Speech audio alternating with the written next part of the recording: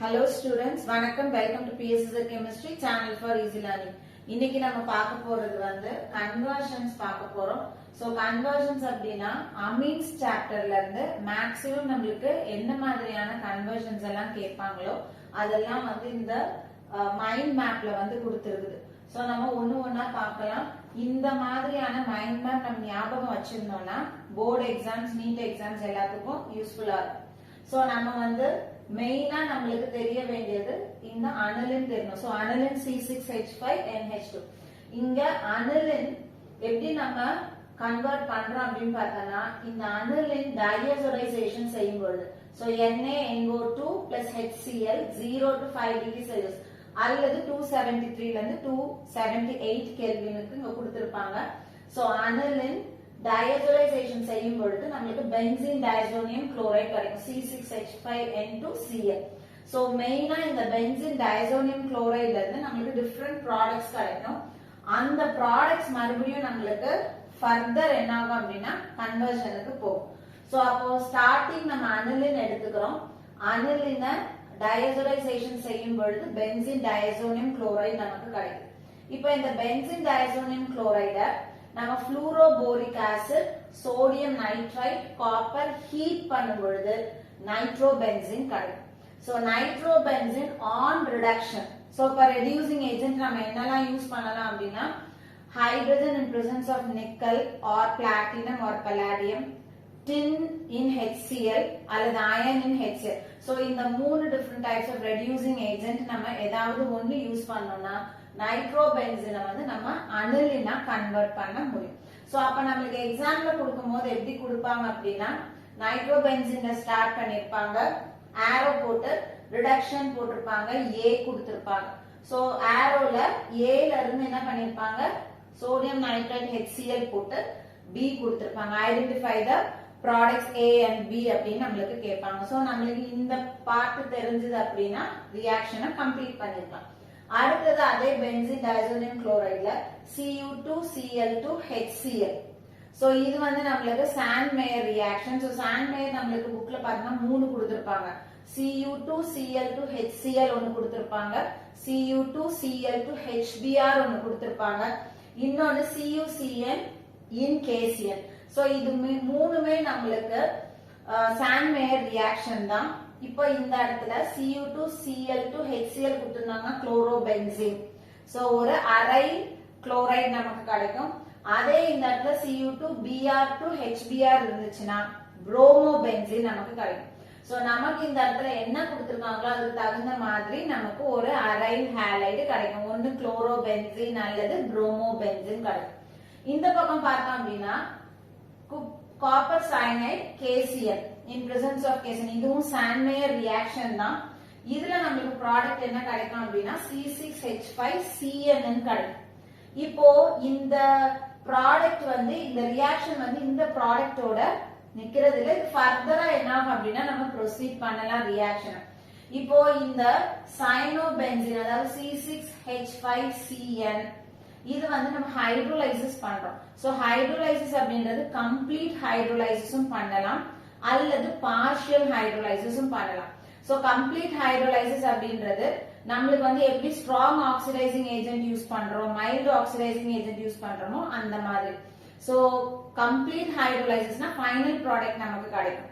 Partial ஹைட்ரோலைசிஸ்னா நடுவுல ஒரு step நம்மளுக்கு நிக்கும். சோ இப்போ இந்த C6H5CN பார்ஷியல் ஹைட்ரோலைசிஸ் பண்றோம் அப்படின்னா நம்மளுக்கு அந்த இடத்துல அமைடு ஃபார்ம் ஆகும். C6H5CONH2 நம்மளுக்கு கிடைக்கும்.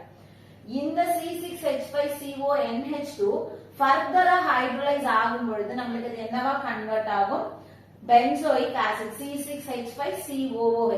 அப்போ C6H5CN சயனோபென்சீன் பார்ஷியல் ஹைட்ரோலைசிஸ் பண்றோம் அப்படின்னா ரெண்டு ஸ்டெப் கழிச்சு தான் நம்மளுக்கு பென்சோயிக் ஆசிட் கிடைக்கும்.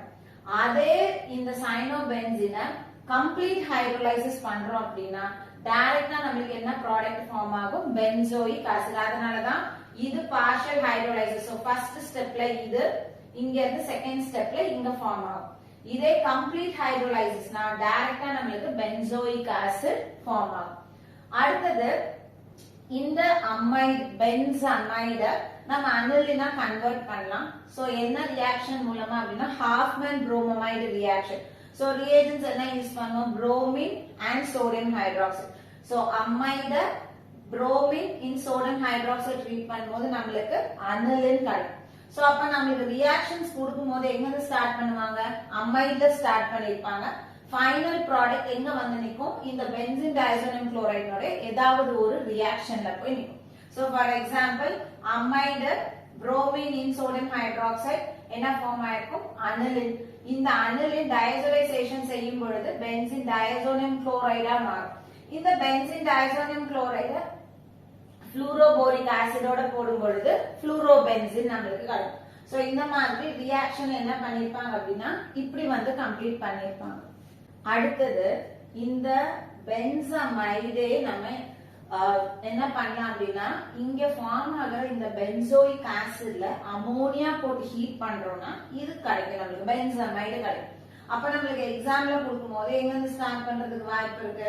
இங்க இருந்து ஸ்டார்ட் பண்ணுவாங்க. அதாவது C6H5Cn ஸ்டார்ட் பண்ணிருப்பாங்க. அங்க ஹைட்ரோலைசிஸ் கொடுத்திருப்பாங்க. இப்போ ஸ்பெசிஃபை பண்ணும்போது பார்ஷியல் ஹைட்ரோலைசிஸ்னா அந்த இடத்துல அந்த வார்த்தை இருக்கும். கம்ப்ளீட் ஹைட்ரோலைசிஸ்னா ஹைட்ரோலைசிஸ் மட்டும் தான் கொடுப்பாங்க அல்லது H2O கொடுப்பாங்க. அப்படி கொடுத்திருந்தாங்கன்னா கம்ப்ளீட்டுக்கு போயிடும். ஸ்பெசிஃபை பண்ணிருக்காங்க பார்ஷியல் ஹைட்ரோலைசிஸ் ஸ்பெசிஃபை பண்ணினாங்கன்னா நம்ம எங்க போகணும்? அமைடுக்கு போகணும். சரி, சோ ஹைட்ரோலைசிஸ் கொடுத்துட்டாங்கன்னா இத சயனோபென்சீனை பென்சோயிக் ஆசிடா கன்வெர்ட் பண்ணும். இந்த பென்சோயிக் ஆசிட்ல அமோனியா நம்ம வந்து ஹீட் பண்ணோம் அப்படின்னா பென்சமைடு ஃபார்ம் ஆகும். பென்சமைடு வந்து ஹாஃப்மேன் bromamideல அனிலின் வரும்.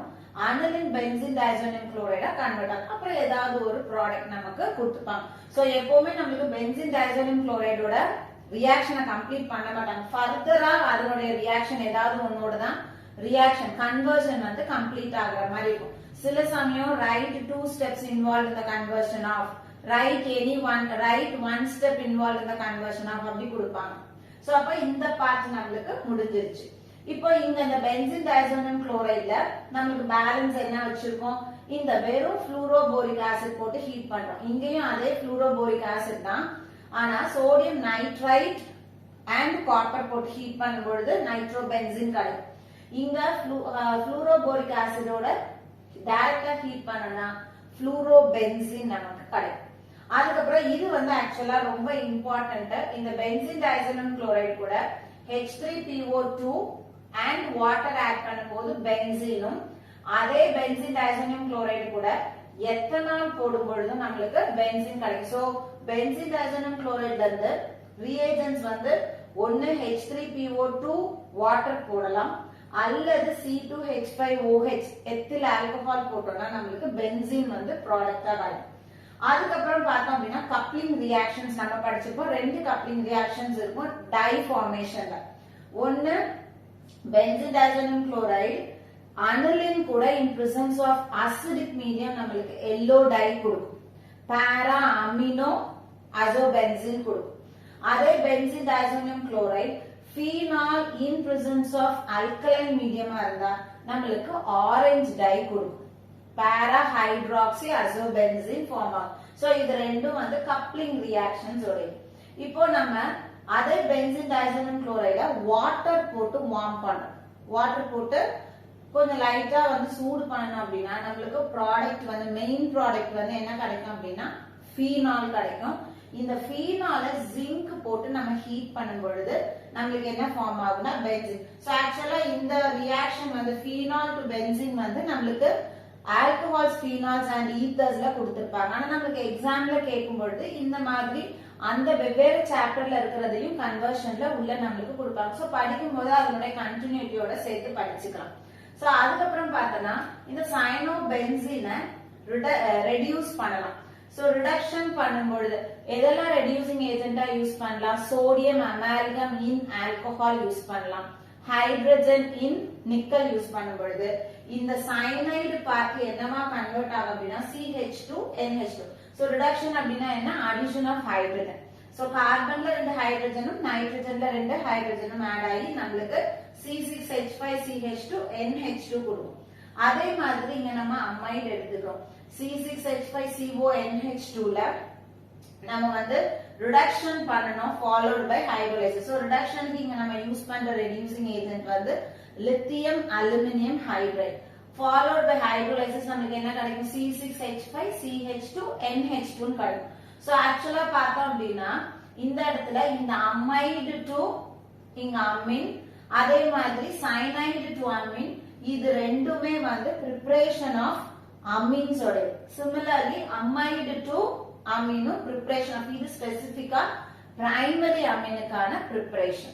சரியா? சோ இதுல நம்ம எல்லாமே கவர் பண்ணிட்டோம்.